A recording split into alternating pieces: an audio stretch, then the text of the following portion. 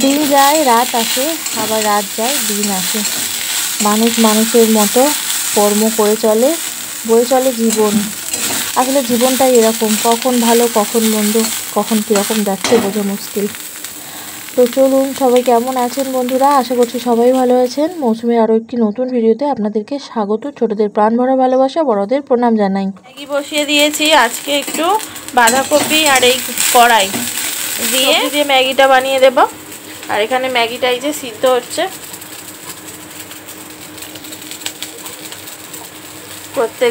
প্রত্যেক দিন তো একঘেয়ে ম্যাগি ভালো লাগবে না, না ওদেরকে একটু অন্যান্য বানিয়ে দিতে হবে।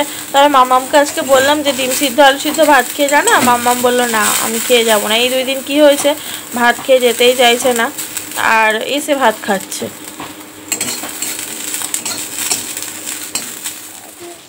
আগের দিন রাত্রে যে বাঁধাকপি বানিয়েছিলাম, বাঁধাকপি অল্প একটু কুচিয়ে রেখে দিয়েছি যদি চাউমিন করি ম্যাগি করি, যার জন্য তো এখন কাজে লেগে গেল। এই বাসনগুলো ধুয়ে রেখেছি, এখন উপর দেওয়া হয়নি। আর টেবিলের কভারটা তো ধুয়েছি, কিন্তু কভারটা এখনও লাগানো হয়নি। এই সবজিটা রাত্রে আসার সময় নিয়ে এসেছিলো, এর সাথে আলু নিয়ে এসেছিলো আর বাঁধাকপি নিয়ে এসেছিলো। বাঁধাকপিটা তো বানিয়েছি রাত্রে, মানে আসার পর তো আমি রান্না করেছিলাম আগের দিন।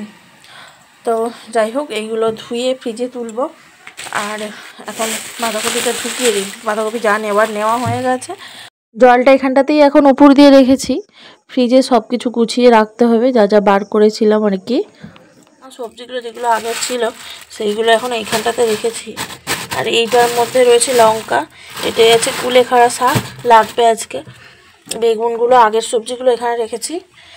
আর নিচেটা এখনও কিছু রাখা হয়নি, পরিষ্কার করেছি ফ্রিজটা পুরো। ডিমটা এখানটা রেখেছি আর ফলটা এখানটা রেখেছি। আর জলের জায়গায় জল তো রয়েছে, বাকি টুকটাক জায়গায় যেরকম থাকে সব রয়েছে।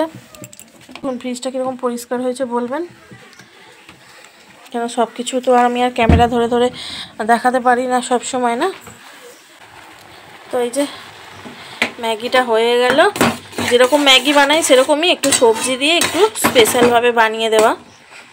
এর মধ্যে দিয়েছি হচ্ছে লবণ, আর একটু হালকা আমি না ঘি দিয়ে দেবো, দিলে ভালো লাগবে টেস্ট। সামান্য অল্প ঘি যদি দেওয়া হয় স্বাদটা একটু অন্যরকম আসবে। আর আলু দিয়ে নিয়েছি, অন্য সময় আলু দিয়েও বানিয়ে দিই। বাচ্চারা কি বলুন তো, মানে একটু অন্যরকম কিছু খেতে চায়, সবসময় একঘেয়েমি জিনিস তো খেতে চায় না। আর আমার মাম্মাম একটু গ্রেভি থাকবে সেরকম ম্যাগি ভালোবাসে। তো চলুন, ম্যাগিটা হয়ে গেছে, মাম্মামকে দিয়ে দিই। মাম্মাম দেখবেন স্নান করে রেডি হয়ে তাড়াতাড়ি এই যে বসে রয়েছে। আর এই যে চুল ভিজে ময়দা জায়গায় রাখা আছে। আর এটা হচ্ছে আটা, গম ভাঙানো যেটা আটা বলা হয়, ওই আটাটা। তো এই আটাটা আমি ঢেলে নেব, আগের দিন রান্না করেছিলাম আর রয়েছে। চলুন,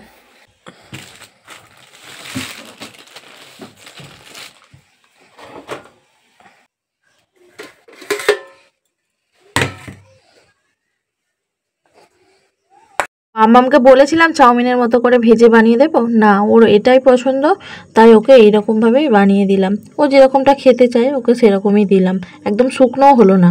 এটা মাম্মাম খেয়ে নেবে একদম ভর পেটটা, পেট ভরে যাবে। এর মধ্যে টমেটো কেচাপও দিতে পারেন, ভালো লাগবে। আছে যদি মাম্মাম খায় দিয়ে দেবো। কপিটা যেরকম ঝুড়ো করে কেটেছি, আমি যদি কড়াইটা না একদম গুঁড়ো গুঁড়ো করে কেটে দিতাম ও বুঝতেই পারতো না। এই যে এত বড় দিয়েছি, ও দেখে বলছে আমি বেছে কিন্তু কড়াইগুলো রেখে দেবো, কড়াইগুলো খাবো না। আমার একটু ভুলের জন্য এরকম হয়ে গেল, কেন যে আমি একদম ছোট করে দিলাম না কেটে। তো যাই হোক, বুঝিয়ে ভাজিয়ে যতটা খাওয়ানো যায় আর কি। ও প্রিন্স হলে খেয়ে নেয় ছোট ছোট করে কুচিয়ে দিলে। বাবাই চল ঘরে খেয়ে নে। হ্যাঁ, এখানে টেবিলে স্ট্যান্ড ফ্যান লাগাতে হবে, পাখা চালিয়ে।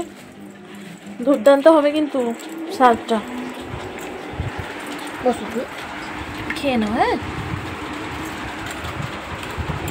আপনারা হয়তো বলবেন পূজা দেওয়া হয়ে গেছে, বিছানা গুছাওনি কেন? না, বিছানাটা গুছানো হয়নি, মাম্মাম অনেকটা বেলা পর্যন্ত ঘুমিয়েছে তো আজকে, সেই জন্য। আর আমি তো আর পূজা করতে করতে বা স্নান করে এসে ওই গায়ে মানে বিছানা গুছিয়ে তারপর তো পূজা দিতে পারি না। তো সেই জন্য আগে পূজাটা দিয়ে দিয়েছি। এবার মাম্মামকে খেতে দিয়েছি, মাম্মাম খাবে, আমি বিছানাটা গুছাবো। তার আগেই ঠাকুরের বাসনগুলো তুলে নিচ্ছি।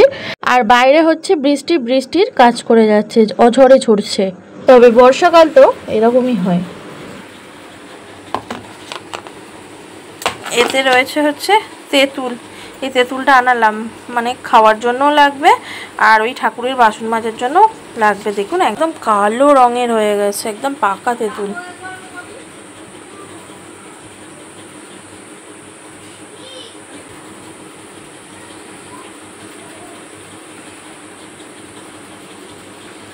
চলুন এটাকে ফ্রিজে রাখবো। হাতের জল ফুটে গেছে, এবার চাল ধুয়ে দিতে হবে।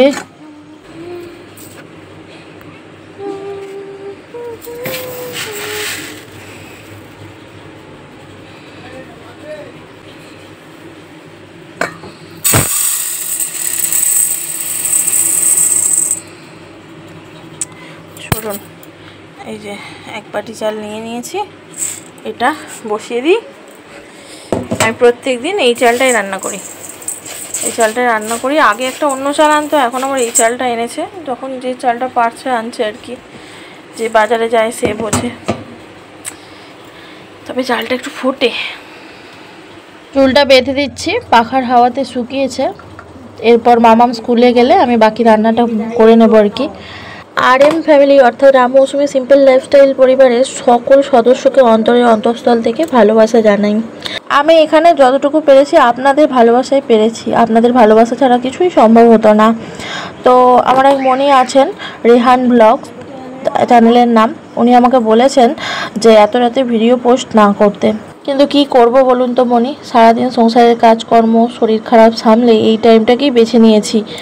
এই যে সবজি কাটা রেডি, ঝিঙে নিয়েছি, কুলেখাড়া শাক, আলু, মাছের ঝোল হবে হালকা পাতলা একদম কাঁচা লঙ্কা দিয়ে। মাছটা ভেজে নিচ্ছি, ম্যাগি বানাবো বলে সবজি ভেজেছিলাম, ওই তেলের কড়াতেই আর কি মাছটা ভাজছি, তো একটু আমার ভুলেই জড়িয়ে যাচ্ছিল। তো এখানটা পুরো পরিষ্কার হয়ে গেছে, সমস্ত গাছ বেগুন গাছ সব তুলে দেওয়া হয়েছে। দেখি কি গাছ দেওয়া যায়, আপাতত কড়াই গাছগুলো রয়েছে। এই যে দুপুরের খাওয়া দাওয়া, হালকা পাতলা মাছের ঝোল আর ভাত। মেয়ে তো স্কুলে, এখন আমরা দুজনে খাবো, সেই জন্য দুজনের খাবার নিয়ে নিচ্ছি আর কি। তো খাওয়া দাওয়া করে বাসন মেজে একটু রেস্ট নেব। আর দেখতে পাচ্ছেন একদম হালকা পাতলা ঝোল, যেটা বলেছিলাম আর কি, মাছ দিয়ে ঝিঙে আলু আর হচ্ছে কুলেখাড়া পাতা। তারপর সন্ধ্যাবেলা চলে এলাম। দেখুন সন্ধ্যাবেলায় হচ্ছে এই যে ফুলকো ফুলকো রুটি, লুচি না কিন্তু রুটি। সাথে বানিয়েছিলাম বিনস, গাজর আর আলু ভাজা, বুঝলেন। ওটা তখন আমার কাটাও হয়নি আর ভাজাও হয়নি, তাই আপনাদের সঙ্গে শেয়ার করতে পারলাম না। এত ঘুমিয়েছি তবুও মনে হচ্ছে কত বছর ধরে ঘুমাইনি এরকম হচ্ছে। প্রত্যেক দিন রাত্রিরে ঘুমের ওষুধ খেয়ে ঘুমাতে হয়, ঘুম আসছিল না, একদমই ঘুম আসতো না। রাত 2টো, 2:30, 3টে পর্যন্ত জেগে থাকতে হচ্ছিল, কিন্তু ডক্টর শরীর খারাপ হিসাবে ঘুমের ওষুধটা দিয়েছেন।